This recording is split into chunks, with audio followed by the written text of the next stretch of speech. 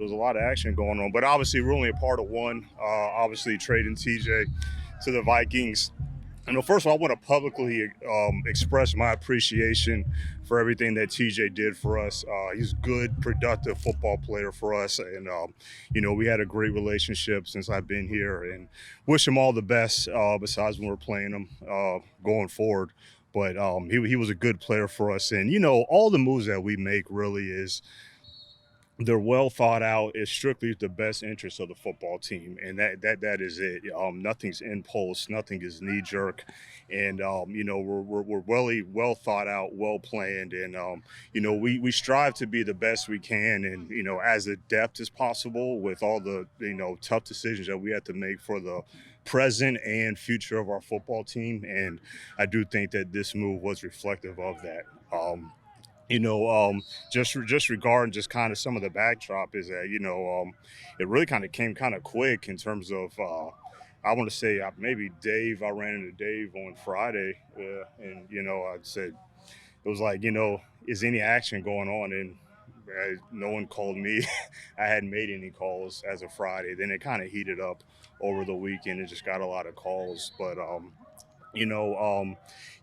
this move is not reflective of our record. If our record was reversed and, it made sense for us, then we would have still done it. So it wasn't anything of that nature, but, it made sense for us, and we just moved forward with it. Can you explain a little more why it? What was there about this trading draft picks for a proven player that made sense for you? What's in it that made sense for you? For trading draft picks for proven players?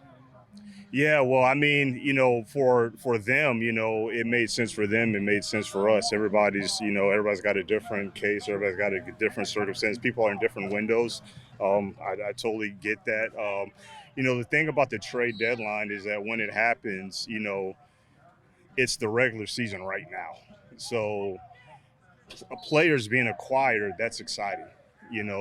Exciting for the fans, exciting, but draft picks, that's not exciting right now. So it's not draft season. So I don't think anyone gives a damn about any draft picks that we get. So yeah, so it's just, and I understand that, but but I think it was a good move for both sides, and I'm glad it got done. How can you say you would have made the same move if you were 6-1 though? I mean, it just you would have been in a position to contend. Hawkinson helps you now. A draft pick doesn't. We all realize, the kind of where you're at in the rebuild. But yeah, I don't know. Maybe explain that a little bit.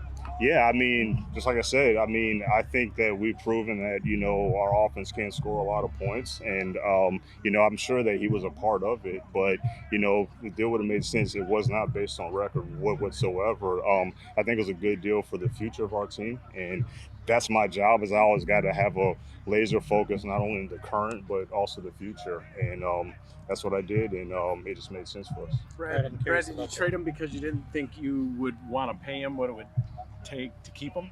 There's a lot of variables and factors that go into these decisions, and I'm not going to say that was not one of them that was looked at, but that's one of many that was looked at, but it wasn't solely focused on that at all.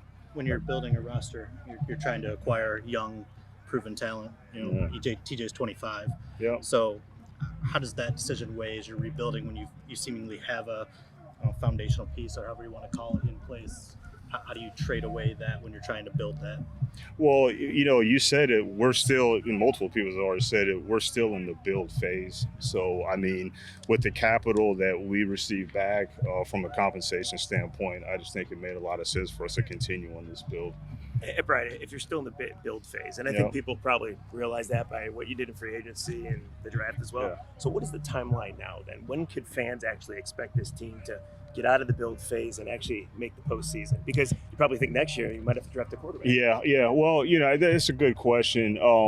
And by any means, we don't go into the season thinking, oh, well, we're in build, so let's let the foot off the gas and let's just lose games. We're working hard every single day to win as many games as possible. We still got 10 games left, and that's what we're working hard to do. And so that just because we're in that phase of rebuilding doesn't mean that we can go out, work as hard as we can, compete, and win some games. But what is the realistic, would you say 2024 is when you guys would could you answer that? Like 2023, when's the realistic? We are going to compete every single day. I think I told you guys from the get-go, we're not putting some timestamp angle on this thing and saying, we're not going to be good this time, but we'll be good.